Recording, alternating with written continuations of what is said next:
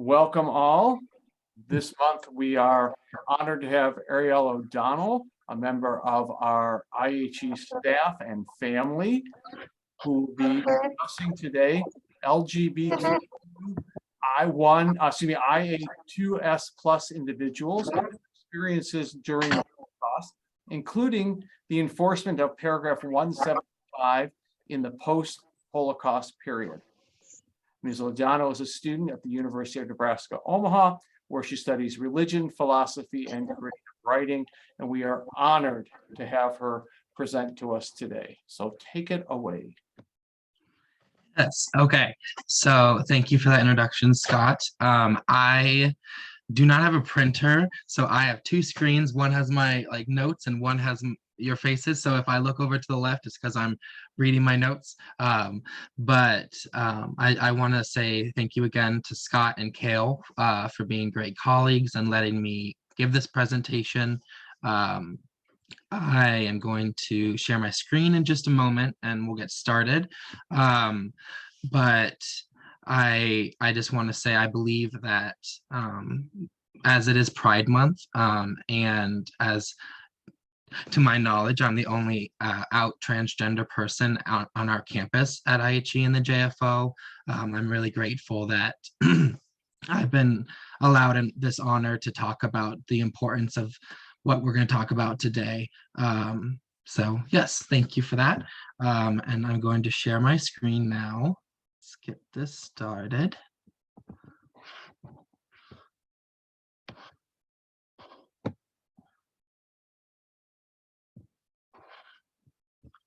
All right. Can everybody see that? Perfect. All right. Drink a little water. All right. So today we're going to be talking about paragraph 175, which was a part of the German Criminal Code. It actually began in the 1880s, so far before the Shoah and the Holocaust and the rise of Nazi power in Europe, but it was revised and utilized to harm the LGBTQIA plus community that lived in Europe, specifically Germany at the time. And it was one of the ways that Nazi Germany discriminated against, incarcerated and murdered people of that community. So that is what we'll be talking about today. For me, okay, I'm going to move this. I believe you don't see that. Okay. So a little background on paragraph 175 in general. It was originated in 1871 during the German Empire. It originally was a part of the law that referred to sexual deviancy. So it talked about homosexual acts between men. It talked about, it kind of lumped together sexual deviancy in the sense of homosexuality, bestiality, incest, pedophilia, and other forms of sexual harm that we think about today, and lumped them together. It was extremely difficult to enforce in the beginning because it had to do with basically catching people in the act of inappropriate sexual relations between men, which was not something that was easy to enforce because if police officers or if individuals weren't physically there and present for the alleged acts, it would be nearly impossible to enforce the law.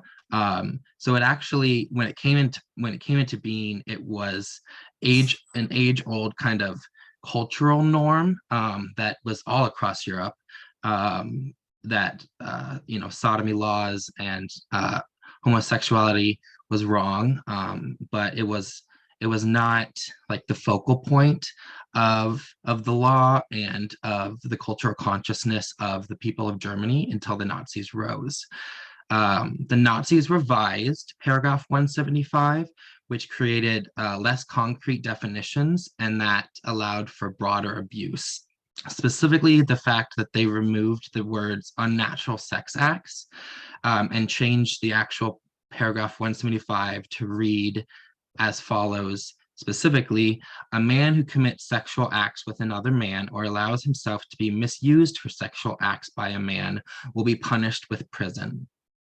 Now, the reason removing unnatural sex acts was so insidious and powerful for the Nazis is what this allowed for them to do was to arrest and convict men under paragraph 175 for things like looking at each other, for things like hugging too long, anything that could be suggested or alleged as sexual in nature was able to be kind of enforced under this doctrine to scapegoat and to harm queer men.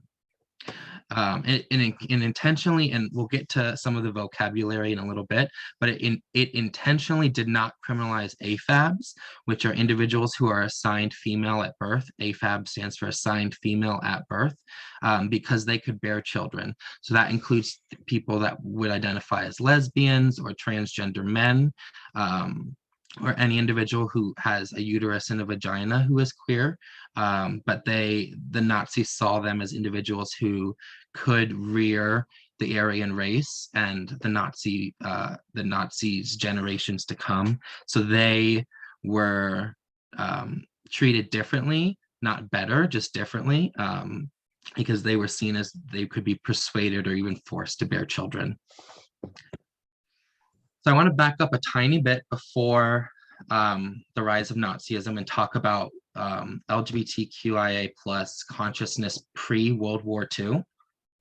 There was actually a large flourishing of, and by the way, I'm sorry, I'm interrupting this. I'm going to use the words queer and LGBTQIA interchangeably, because to me, as a scholar and as a person in the queer community, they mean similar things. And so I just want to make that clear. But queer culture, specifically in Berlin in Germany, really flourished between the world wars. Pamphlets were sold at kiosks, clubs and bars and social gatherings were vibrant. Drag shows were happening, cabarets were happening. This photo here that you see is a photo of predominantly queer AMAB, so assigned male at birth. So trans women and gay men, people who cross-dress, people who would identify as transgender. That's what this picture depicts, people in that period. And we're going to talk specifically for a little bit about one specific person, the man sitting above the person with the mask in the lower, it's my right hand side. And this is a man named Magnus Hirschfeld, sorry. He was extremely important in the late 1800s and early 1900s. He was a gay Ashkenazi Jewish physician and sexologist. He actually, it's no longer a word that we use, but he actually coined the word transvestite. He fervently believed that being homosexual or being gay or queer or lesbian was not a choice or a biological fault, but an inborn experience that people have. And that really informed his science and his activism. He started the Scientific Humanitarian Committee in 1897, which actually did a lot of policy work and attempted to help to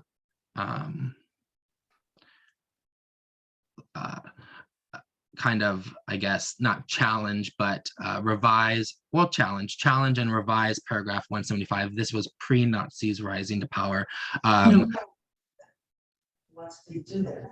But did I not mute everyone? Sorry. Okay.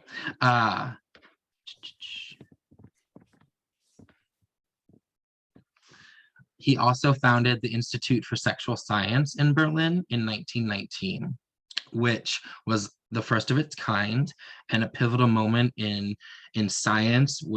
They were studying experiences of transgenderism. They were studying, what he believed, as I said earlier, the queer experience and how it transcends culture and things like that. So it was a really profound and groundbreaking institute.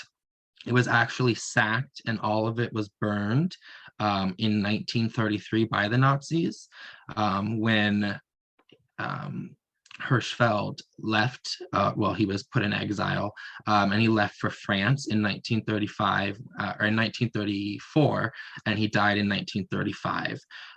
He was really important for me in all of this conversation, but also in general, because he was at the forefront and a pioneer for queer rights in Europe at the time, but he was also someone who lived at the intersection of being Jewish and gay.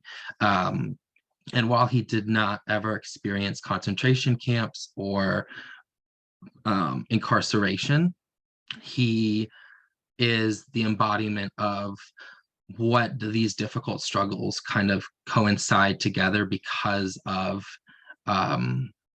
Nazis' hatred of the Jewish people, and then their disdain and hatred for queer people as well. So living at that intersection is really important. So once paragraph 175 began being enacted, like I said earlier, it was revised in 1935. It was rooted, and once it was revised, it became enacted by the Nazi government and regime. It was rooted in heteronormative reproductive superiority beliefs. So going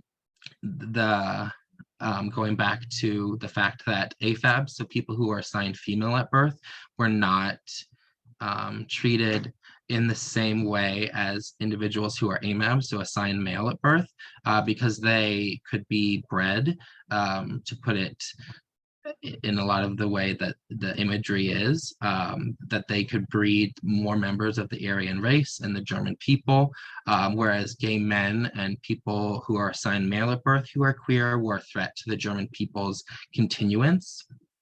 This began a period of gay men being subjected to being arrested, incarcerated, and at times castrated. I found one thing that it speaks to the culture of fear that Nazis created. And this, of course, as we know in Holocaust education, happened with Jewish populations and Jewish communities. But a lot of neighbors and friends and colleagues and even family members turned on individuals, and almost half, so a little less than half, but almost half of all the convictions from arrests under paragraph 175 were not a result of police cracking down, but actually a result of private accusations. Employers, institutions people worked for, family, friends, family members, individuals such as that were turning in queer men. So in the period of the Nazi regime, there was about 100,000 arrests, and half of those individuals were imprisoned. Now, it's important to know when I say imprisoned in that regard, it was just prisons or jails in Germany. Of that 100,000 and the 500 or 50,000 who were imprisoned, between 5 and 15,000 were considered repeat offenders or especially dangerous.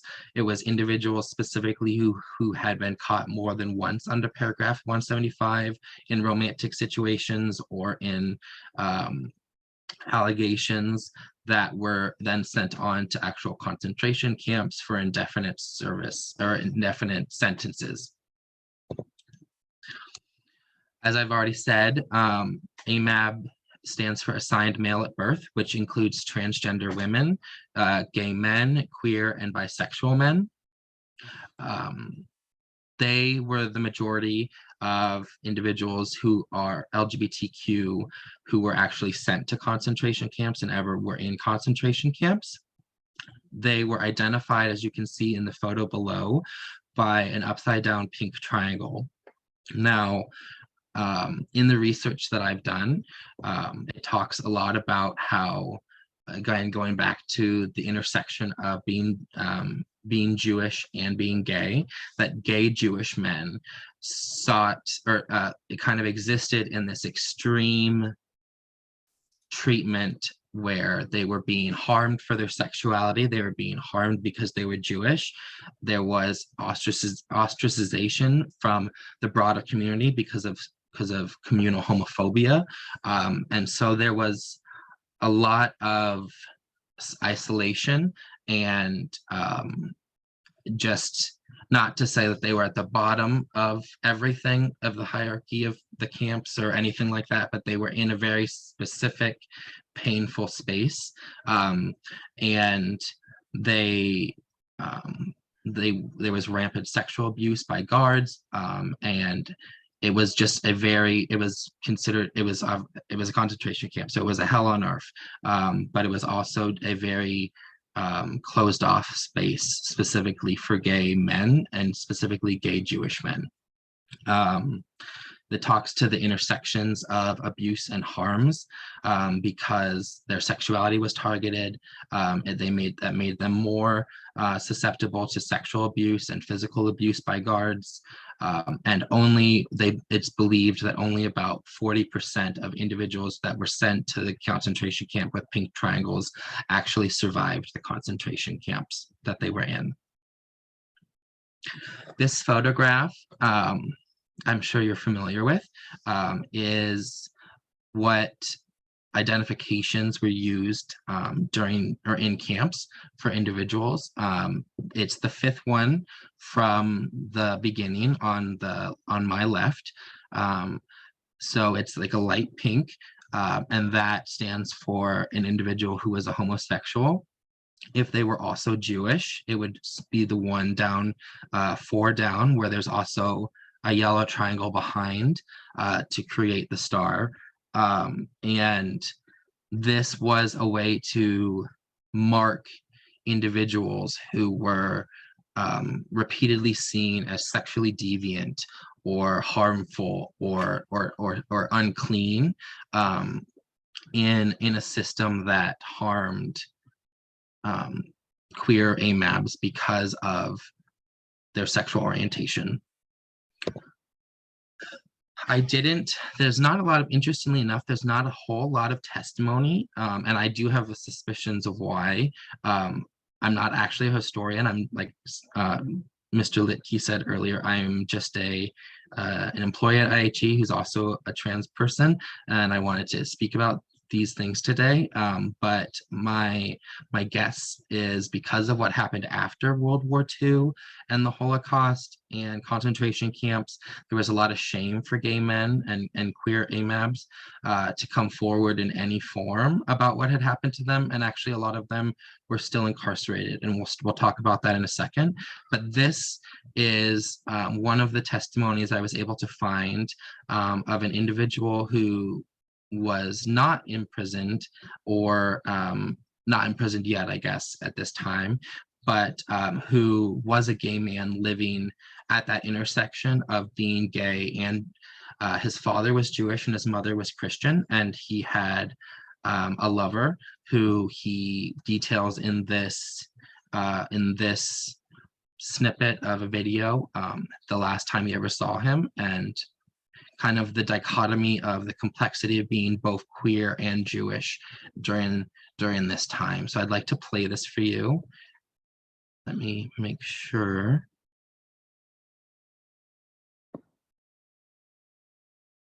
All right. Und eines Abends komme ich wirklich zu Manfred, lieber April. Ist sein Bruder da? Ach, sagte Manfred, die Familie sind alle im Sammellager. Lächelt. Und wir gehen morgen. Auch puckliges Brüderchen und er, der Ältere. Ich sage, sicher gehen wir morgen. Was haben wir hier? Das ist doch alles Quatsch.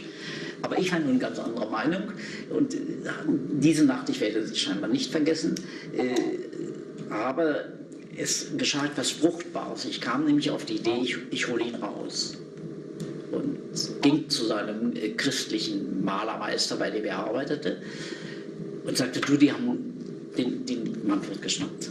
Ja, das geht nicht, sagt er. Mensch, der hat doch alle Schlüssel von die Wohnung, weißt du, und die Farben und der Pinsel, überall steht was drum. Ich weiß doch ja nicht wie. Das ist Sabotage. So sagt er zu mir. Hast du Mut, Kleiner? Ja. Mein Sohn hat doch eine Hitlerjugenduniform. Der ist deine Größe, sagt er. Gebe ich dir. Gehst und holst ihn raus. Also der Sohn war fast 2 Meter groß. So sah die Uniform aus. Es hing mir alles so. Und unten, also wir haben das mit Stecken, mit Sicherheitsnadeln. Alleine mich hätte man verhaften müssen, wenn man mich so sah in Hitlerjugenduniform. Und ich gehe in meine große Hamburger Straße, in meine Schule. Möchte Obersturmbannführer sprechen. Da kommt raus ein Bild, schöner germanischer Mann. Auch die Nazis waren schön, Kinder. Es gab auch sowas. So schöne Nazis. Ich sage, Sie haben den Israel Manfred Levin hier. Ja, Levin! Und der macht Sabotage. Und der hat die Schlüssel. Und das und das. Also, der muss kommen und aufschließen, die Sache. Und Manfred kommt. In meiner Schule. Und er sagt noch zu mir, na, Sie bringen mir doch den Juden zurück. Sag ich, was soll ich mit dem Juden? Geh mit ihm raus. Stehe vor der Schule. Geh mit ihm 30 Meter, wenn es viel ist. Da ist ein Gulli, der ist heute noch da. Also ich weiß genau, wo die Stelle war. Gib ihm 20 Mark. Du fährst sofort jetzt zum Onkel. Er nimmt die 20 Mark. Und an der Stelle bleibt er stehen, sagt, nein Gott, ich kann nicht mit dir gehen. Das ist keine Freiheit. Wenn meine ganze Familie, alle alte, kranke Tanten, krüppeliger Bruder, Asthmatiker, wenn ich da nicht bei bin. Es geht nicht. Und er dreht sich um und geht zurück.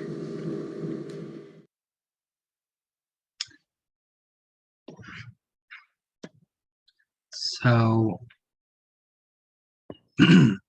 I just wanted to share that testimony or that piece of testimony to kind of showcase just not only the queer experience and struggle during the Shoah, but just how people even, so this man was his father was Jewish and his mother was Christian. He was a queer man.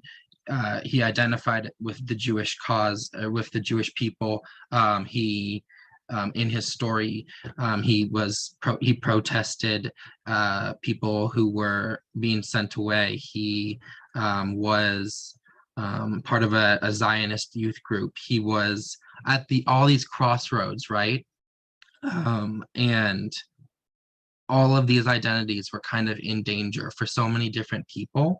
And I think it's important to note that not all queer people can kind of hide their queerness, but there wasn't like a synagogue list or a specific registry. So there were a lot of queer people who were able to hide the fact they got in marriages. Some of them just laid extremely low. Actually, some of them and I thought this was beautiful, they actually, gay men would marry lesbian women, and they called them lavender weddings, and it was a way to kind of support one another and hide in these situations. But it speaks to the deep relationship between how when one part of us is in danger, many parts of us is in danger. To kind of segue into post-Holocaust era, when the Allies, when Germany was split into 2 countries, West and East Germany, they actually, neither of them dropped the enforcement of paragraph 175. So there were individuals who, when camps were liberated, and rebuilding of these countries and of the world was happening, gay men were still in prison in Germany, on both sides of the German wall, just because they were gay still.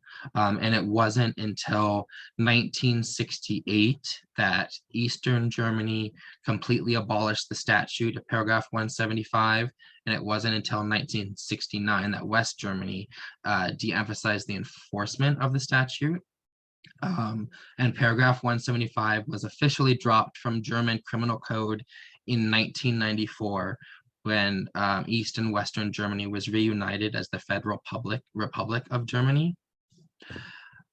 In my research, I found that when reparations were happening, or I don't know if that's the best word, but when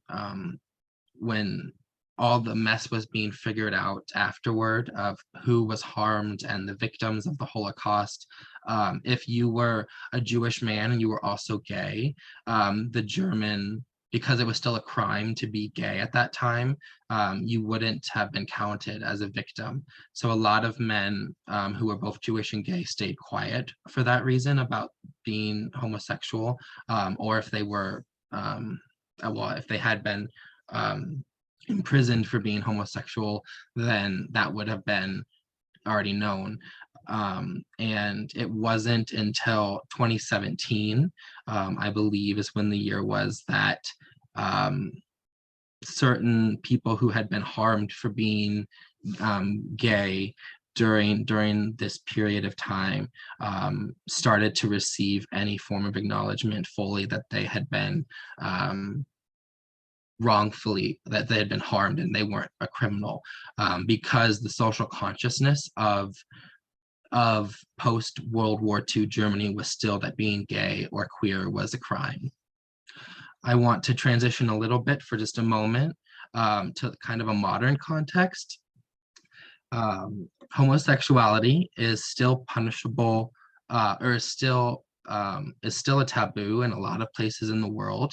It's still a crime in a lot of places in the world. And as you can see here, it's actually punishable by death in 12 countries, according to data from 2016.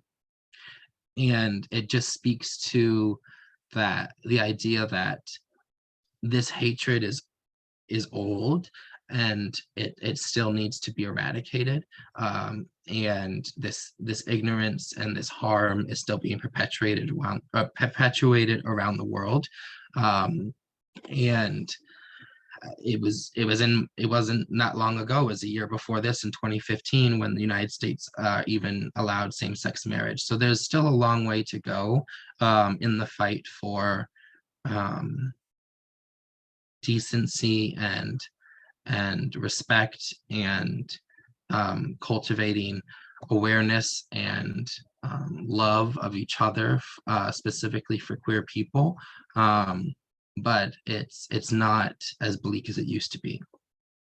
I want to kind of end on how the Holocaust was not the Holocaust specifically, but the treatment of LGBTQ people during the Nazi regime kind of inspired and bolstered movements in the 1960s, 70s, 80s, 90s, and up till now in the LGBTQ movements, specifically in the United States.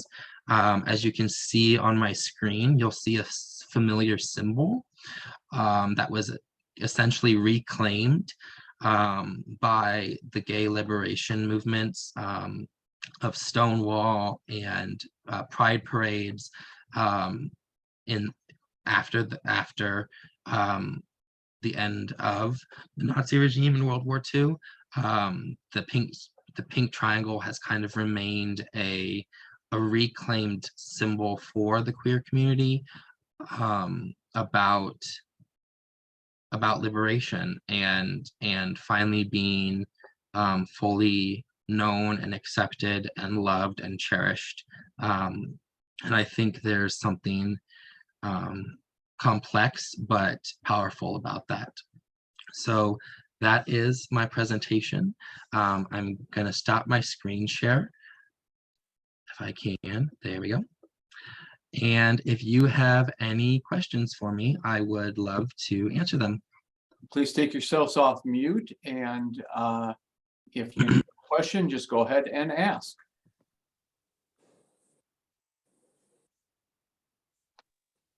Well, was this information hard to find, or is it pretty readily available for access? I didn't have a full chance. I'm so sorry. I hope I wasn't like this the whole thing. I didn't have a chance to read them, but there's a handful of memoirs actually that have come out in the last 30 years of gay survivors and queer survivors of the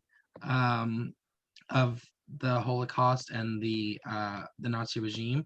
A lot of the information I got was from articles, and actually the United States Holocaust Memorial Museum had a lot of great resources as well. So it's out there. I think it's not. I think a lot of people are surprised to know that gay men were still imprisoned like post-liberation, and in a different way. And I think people need to kind of, if we step back and we have if we kind of think about how as a culture we still kind of subconsciously equate sexual deviancy to queer people, and that's rooted in old rhetoric and old ideologies that kind of hit a peak during Nazism. Then we can look in the right places in history books and start to also not that we don't remember queer people that were in this period, but honor the people who might be overlooked or forgotten in this time period. Ariel, Yeah. this is Paula, and I was very interested in your map. And Yes. one, why, or if you have any speculation on why the African area of the map is so rigid. I think, in my opinion, it's due to colonization. So in ancient India, not to go off Africa for a second, but in ancient India, transgender people and queer people were celebrated. In pagan Europe, transgender people were celebrated and queer people were celebrated. In tribal Africa, they were celebrated and loved. In indigenous North America, they were the shamans, they were the healers, they were the prophets, they were all these different things. And then when colonization happened, white Christian Europeans kind of rewrote the narrative for a lot of these places. And I think that pain and that legacy of colonization has kind of remained in a lot of places. I also think the presence of just cultural norms that might be different and that linger, and so it's not as much a clear-cut answer, and I think it's very nuanced. Thank you. That makes sense, and I hadn't thought about it that way. Other questions? Ariel, do you feel comfortable talking a little bit about intersectionality for those of us who may not quite understand the term and how that is used in this case in particular? Yeah. So intersectionality is kind of a way to look at a lot of things. In this regard, it's identity that we're talking about. So it's kind of like layers. Like Shrek talks about onions and ogres having layers. We all have layers, right? Out of Uh, water. and in those layers are different Oh, identities that that's that okay. kind of okay that kind of intersect. I hate when I have to use the word to like define the word, but that maybe like that they crossroads, or that they lay on top of each other. They're a web, whatever the image is for you, but it's like I'm a Jewish person, I'm a trans person, I'm white, I am low income, I'm a college student. All these different identities intersect and they inform. I think that's the most important thing about intersectionality, is to know that they inform each other. So my transness and my Jewishness are intertwined, and they are always present for me, and possibly not for others, but they are present for me. I can give you like a quick story. I was actually working on this presentation and doing research, and I was sitting outside of a coffee shop that I frequent, that Kale and Scott know I frequent, downtown, called Bad Seed. I'm there when I can be. And I was sitting working on this presentation, and this man came up to me, and actually, interestingly enough, I'm working on this presentation about LGBTQ people during the Holocaust, and he didn't see what I was working on, but I think he could see my face, and I present queer, and he started saying really homophobic things, and like sharing that with me, and I had this realization that he is not like, he doesn't see the intersections of my identities fully to understand how this is like impacting me in this moment. But I carry all those intersections, and it's something that it connects everything around us. Everything is connected, and it's very,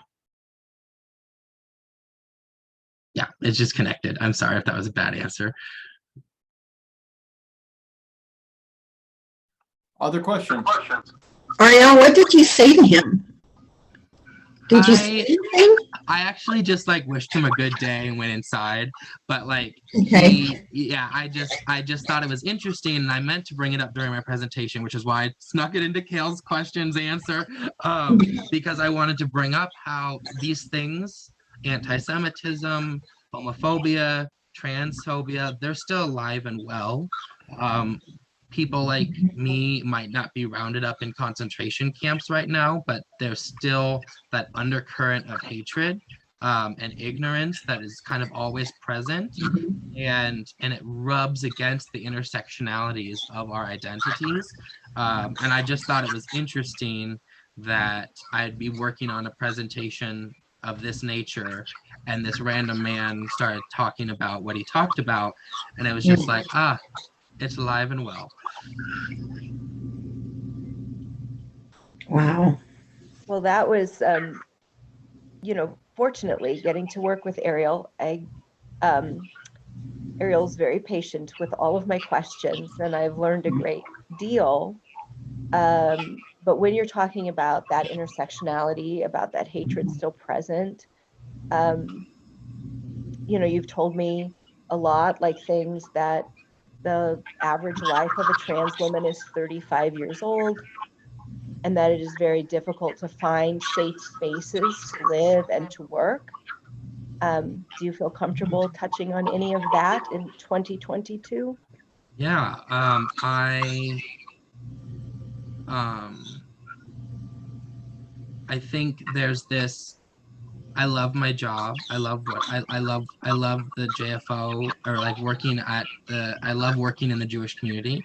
But it's interesting at times to kind of come into work and then go home, and the world's very an interesting place. It's very interesting. A couple years ago, I was sitting at the bus stop in full makeup and I wasn't bothering anyone, and someone threw food at me, and yelled the F word, the word faggot, out the window.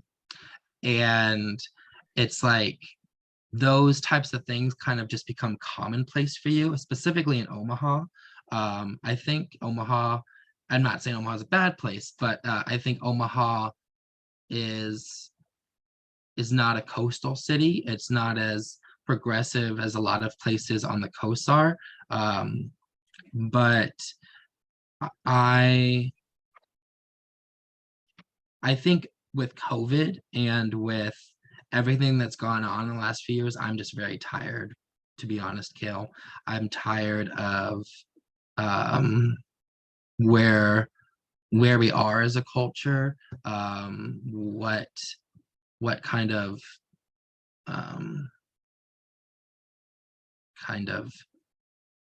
experiences that people have, and everyone I meet is very tired, and I think we're hitting a cultural shift, and that brings me hope a little bit, but it's not super easy to be a queer person who's also Jewish who lives in Omaha, Nebraska. Like it's not like, woo, this is fun.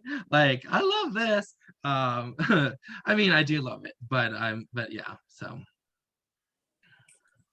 I'm sorry, go ahead, Paula.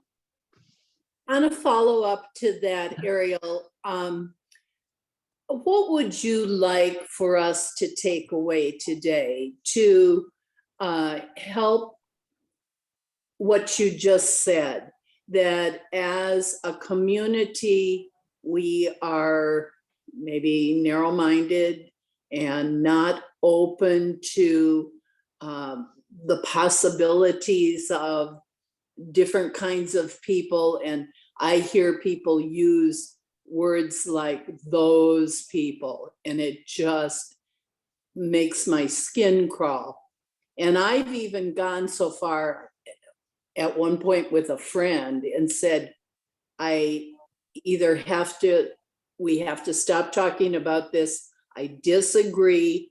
I will not change my mind about it.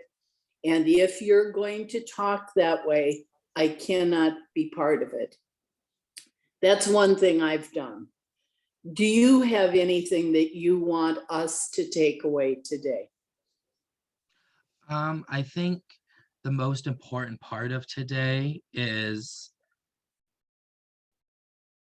that, the Shoah was a period of time where 6 million Jews were murdered. And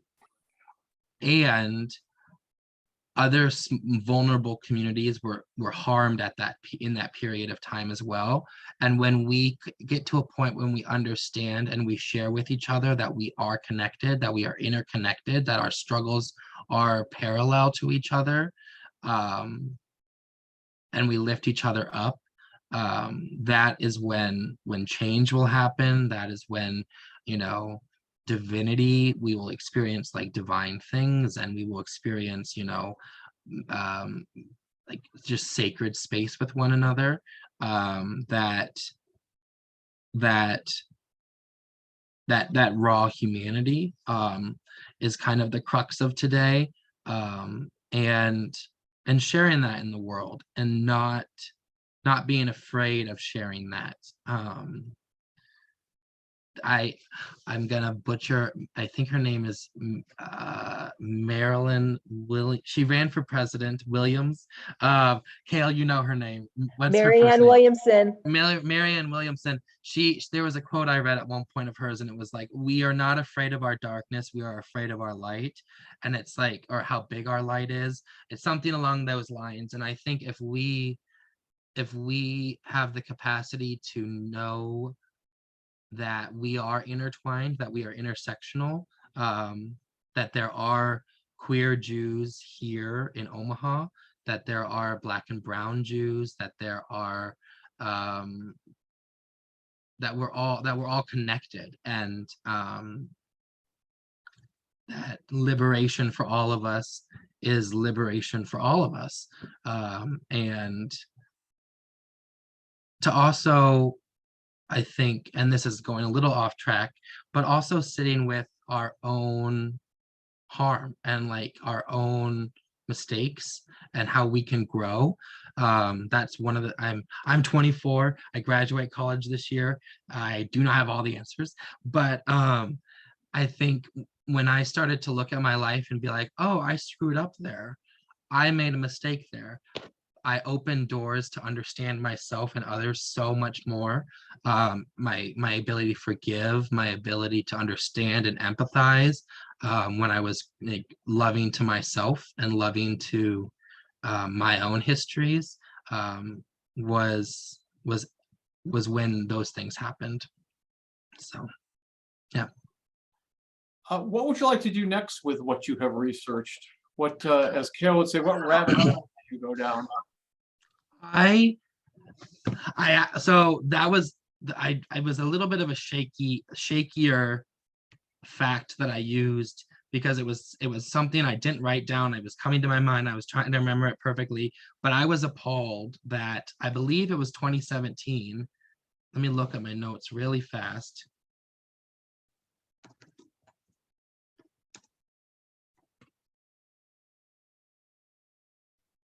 Yeah, in 2017, so only what, 5 years ago, did the law, did like these conversations are still happening in 2017, like the harm that was done is still being undone, and that blew my mind. I knew it was like, 20 years after the Shoah and after the Nazi regime, the laws were still in place. I didn't expect it to be like, oh, I was in college when it was still being discussed. Like, it's not even, it's still now. So that's the rabbit hole I have fallen down. Thank you. Any other Welcome. questions? Well, this was great. Thank you. I think this is enlightening. I think you are causing all of us to now go down many rabbit holes, and I hope that you will consider in a few months, if you have presenting again with what else you have done with this. I encourage you, as we have been encouraging you, to be able to use this material to teach others, to use it others, to whether you print it, publish it, however you can use it. But this was enlightening and wonderful. I'd like to thank you. Next month, we will feature Nicole Freeman. She is the Director of Education at the Holocaust Memorial in Miami Beach, and she is currently working on her dissertation and doing research about the experiences of children during the Holocaust, and in particular after the Holocaust and in the country of Poland. So I hope that you all will be with us. I encourage you to contact Ariel in our office if you have any other further questions. We did record this, so it'll be on the website starting tomorrow. And again, one last opportunity for questions. Thank you, my friend. This was absolutely great, and I hope you enjoyed it as much as we did. So thank you all, and I will see you all soon. Thanks, Ariel. Have a great rest of your day, everyone.